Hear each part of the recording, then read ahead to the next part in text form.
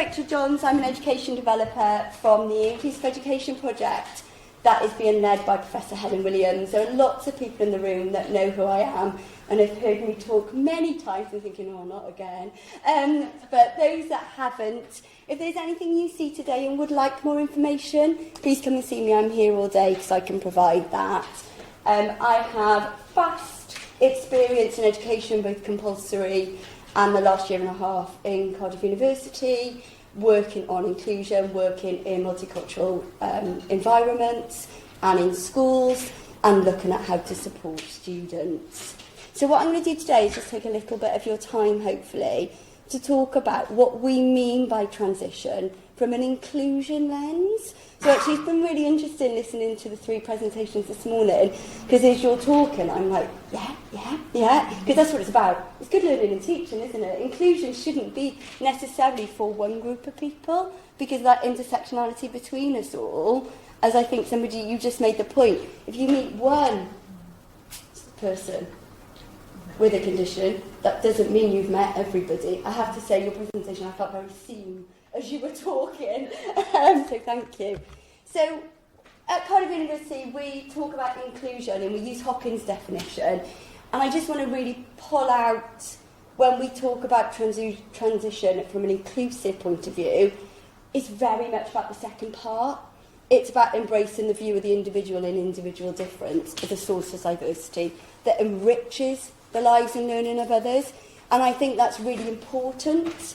Because actually meeting new people, finding out about people, just because you may not be like-minded, you're actually enriching each other's experience of you. And that's what's great about university, isn't it? You get to meet people who you probably haven't got to meet in whatever your life experience has been before then.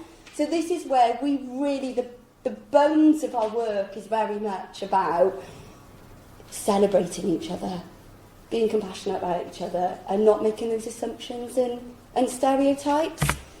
So we do have a framework, lots of you will have seen it, but I think it's really important that what we're driving towards with the work that we're doing within this is that furthering social justice through evidence-informed educational change. And again, that removal of systematic and cultural barriers in education, because it's not just about one aspect, everything plays a part.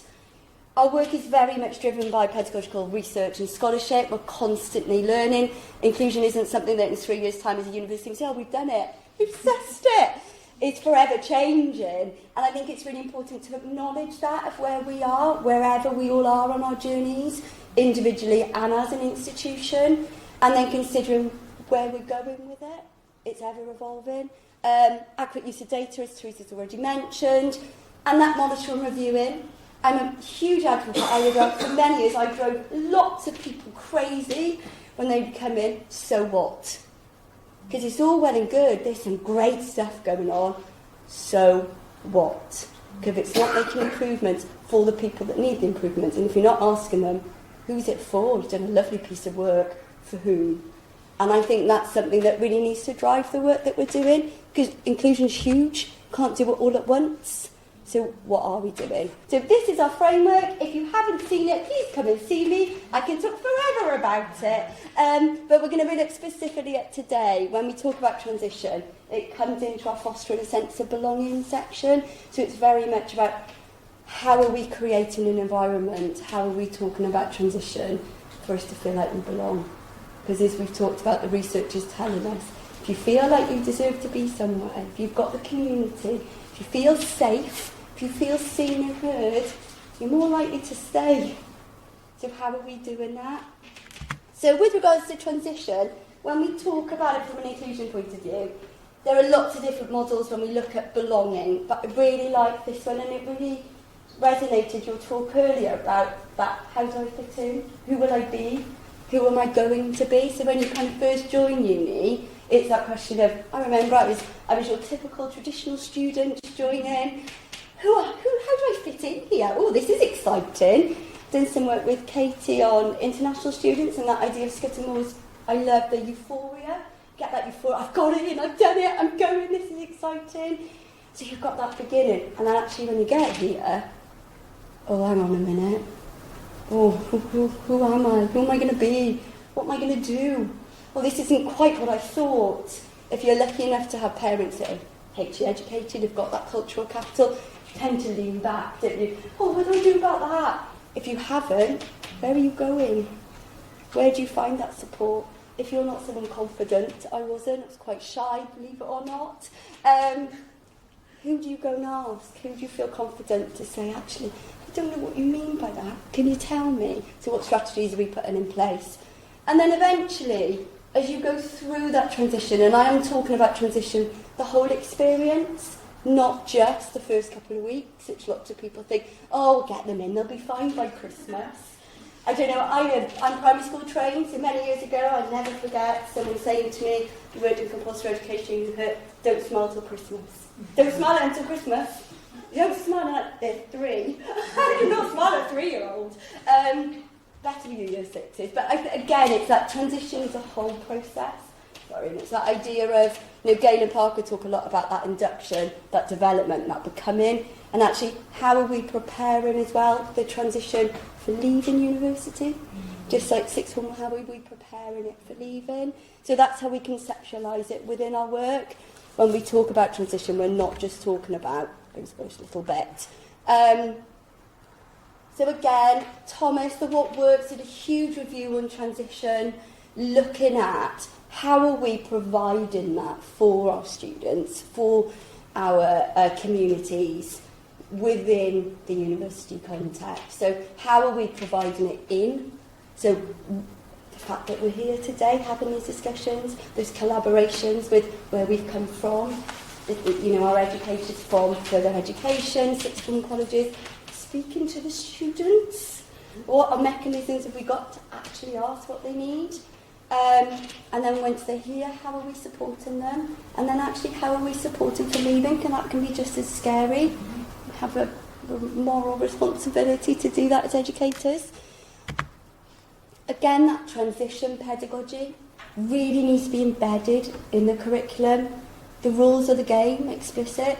As I said, I joined here just over a year ago.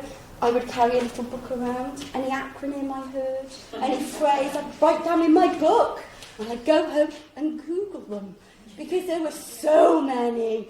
And I knew a lot of the education acronyms. It wasn't even that, but within institutions, it happens everywhere, whether you're changing universities, whether you're changing... So thinking of those rules of the game, we know what we mean. That doesn't mean everyone else does. We're institutionalised within it, so how explicit are we making them? And then testing them, actually asking a student, can you tell me, does this make sense to you? Is this as explicit as I need to be? Because we all do it. I've done it today with a presentation, I'm sure. Because it's, but providing those opportunities, and this comes back to, it's very much about providing those opportunities for meaningful relationships with staff and students. How are we doing that? And for me, the key here is meaningful. It's that idea of how are we ensuring that students are able to gain those meaningful. Love the idea of picking friends up when you first join. You do go around, I'll have everyone. And then I'll pick the ones, but actually, it's those relationships as meaningful ones. It might just be one member of staff. It might just be that one person. It might not be lots. It might just be a couple of friends. But they're the ones, if they get you and they're your safe space, they will get you through an awful lot. And I think it's really important to remember that. So, I'm not going to spend ages. I've left my notes over there, but that's fine. But I think, looking at the time element as well, these are recommendations from an inclusion point of view. So I think it's really important to consider, personalised welcoming communications before our students arrive. How are we doing that? And personalised, it might be, just a video, a quick 2-minute video, something you have on with a cup of tea that you can send to the students. So they've got a face. I think that's really important. It's something in my previous life as an educator I put into schools, even that transition from year groups that we did, it was part of it. You sent a picture with a little bio of who you were. So over those 6 weeks, over that time, those students knew who they were going to. They had a picture of who that person was. They had a little bio about what they did. You just put, I like reading, I like this, I like that. It's that low-level connection. So how are we doing that in our communications? I think as well, we also, please correct me if I'm wrong, but I remember my experience, you got sent loads of stuff. When I went to university, 25 years ago, and it was all paper form, you just had these things arrive, these booklet upon booklet. And even that in itself, so thinking about the timing of how we're sending things, how we're sending them, universal design for learning, are we using different modes? Is it a video, is it a bit of text? How are we doing that? How are we introducing the university? How are we doing that in an authentic way? Because that's something else. Well, it's sold like this, but when I get there, it's not like that. Because you've got all these beautiful pictures. You've got all these beautiful ideas. So thinking about that as well is really important. And I really love this idea now of that online networking opportunities. It doesn't have to be where you all as students put pictures up and sell yourselves. It can be anonymous, but a safe space where you could go at the beginning that if you have got a real burning question, the likelihood is if you've got it, so 30 other students. Or if it's course related, if you could have said, can anyone check? Did their thing turn up? I can't get in this email. I've had an email. Has anyone got it? You don't have to sell yourself, be my friend. But just having that space that someone will respond to can be really powerful for that initial transition. Induction activities. Again, it depends on your disciplines, doesn't it? Depends on what you're already doing. Lots of you, I'm sure, are doing some great practice. But again, thinking about that peer-led social events, which is what you've talked about, really powerful. Being interactive with the culture of the university. How are you doing that? Group projects or icebreakers. I did it then. Without realising, right, everyone, take a minute and change the energy. Let's go. You're almost breaking that ice in or going into something new. So those transitions can actually be very micro on that level. So thinking about how are we doing that when they first turn up for induction, when we first turn up, what are those icebreakers that we're using within it? Those opportunities to create those relationships and talk. And then again, ongoing support, as we said, it's not just about, right, you're in, we've done a couple of weeks, you're sorted, you've got all the information, we've flooded you with everything. Go, we spent 5 minutes on the VLE, off you go now, we told you where all the support is, have a lovely time. Is that ongoing support? How are we facilitating that? I also appreciate how do we balance that? When we're teaching and we're researching, when we've got cohorts of 500 students, it'd be lovely to sit down and have a cup of tea with everyone every Friday, wouldn't it? You can't visit with one person, we have to identify that. But actually, what can we do? Where can we put those regular check-ins, whatever they look like? Where can we set up those mentoring programmes? Where can we build those community events that aren't all pub-related? Because actually you're at 7 o'clock on a Friday night, where if you're a student, whether you've got other responsibilities, working commitments, family commitments, travelling commitments, money commitments, religious commitments, you're suddenly alienating an awful lot of students. But it's all right, we put on this brilliant, we go to the pub every Friday at 7:30, who's coming? Well, hang on a minute, who can go? How are we doing it? And it's not about, there's not one answer, but it's providing a range so everyone gets an opportunity. And that's what we talk about with it. So, look at that.